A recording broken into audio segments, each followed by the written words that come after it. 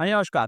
भारतीय उद्योगपति गौतम अडानी और उनके भतीजे सागर अडानी पर अमेरिकी अदालत ने बड़ी कार्रवाई करते हुए सिक्योरिटी फ्रॉड, वायर फ्रॉड और विदेशी भ्रष्टाचार रोकथाम अधिनियम (एफसीपीए) के उल्लंघन के गंभीर आरोप लगाए।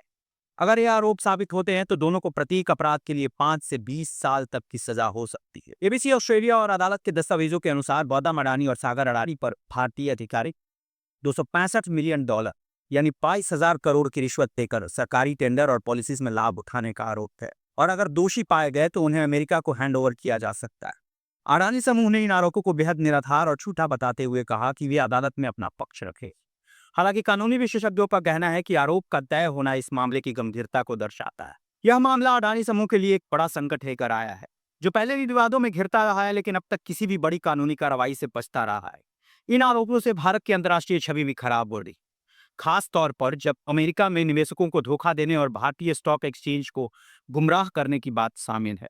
अमेरिकी न्याय विभाग के नोटिस को छुपाने और भारतीय वित्तीय नियामकों को गलत जानकारी देने के आरोप भी अडानी समूह पर लगे। इसने भारतीय नियामक संस्थानों, खासकर सेबी की विश्वसनीयता पर सवाल खड़े कर दिए। हाल ही में एक वीडियो वायरल हुई थी जिसमें केन्या के राष्ट्रपति अपने संसद में खड़े होकर यह कह रहे थे कि अडानी का एयरपोर्ट प्रोजेक्ट और उनके साथ जो एनर्जी डील्स थी उन्हें वे कैंसिल कर रहे हैं। इसके पीछे की वजह दी जा रही थी कि अमेरिका से उन्हें इनपुट्स मिले हैं कि अडानी के साथ कोई डील नहीं करनी चाहिए। केन्या की सरकार ने अडानी ग्रुप के साथ $2.5 बिलियन की डील कैंसिल कर दी है, जबकि अमेरिका की कोर्ट ने अभी तक अडानी को दोषी नहीं ठहराया है। केन्या के हालिया राष्ट्रपति रूटो अमेरिका के साथ अपने रिश्तों को सुधारने की कोशिश कर रहे हैं। हाल ही में राष्ट्रपति बने रूटो वॉशिंगटन डीसी में अपनी पहली राज्य यात्रा की। यह 15 सालों में पहली बार हुआ कि किसी अफ्रीका के नेता ने अमेरिकी राज्य का दौरा किया। अब अमेरिका का केन्या के साथ संबंध पहले से ज्यादा मजबूत हो रहा है। इससे केन्या को अमेरिकी रक्षा उत्पाद खरीदने में मदद मिलेगी और अमेरिका के साथ उसका संबंध और भी गहरा होगा।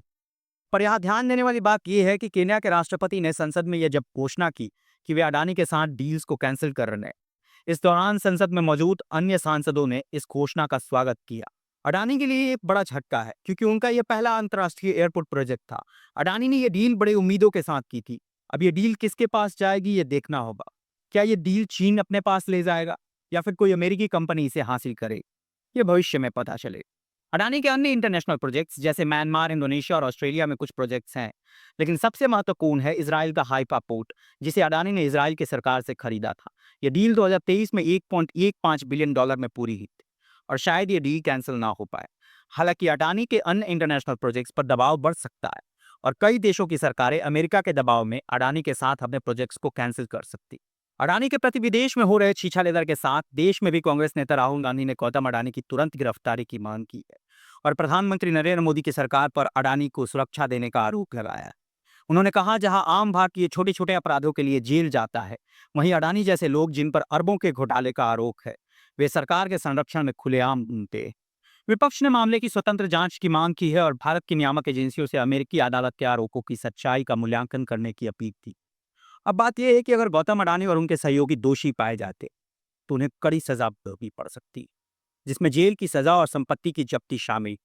इसके अलावा अगर अमेरिकी अदालत उनकी उपस्थिति की मांग करती है तो भारत अमेरिका प्रत्यर्पण संधि के तहत प्रत्यर्पण की माने हैंडओवर की कार्रवाई शुरू की जा सकती। इस खबर ने ग्लोबल इकोनॉमिक जगत में हलचल मचा दी है।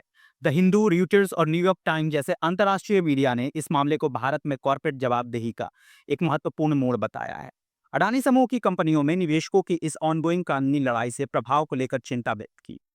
अडानी समूह के प्रवक्ता ने आरोप के जवाब में कहा, हमने हमेशा ट्रांसपेरेंसी और हाई स्टैंडर्ड्स को मेंटेन किया। हमारे खिलाफ लगाए गए आरोप पूरी तरह राजनीतिक और हमारी ग्लोबल छवि को खराब करने की साजिश है।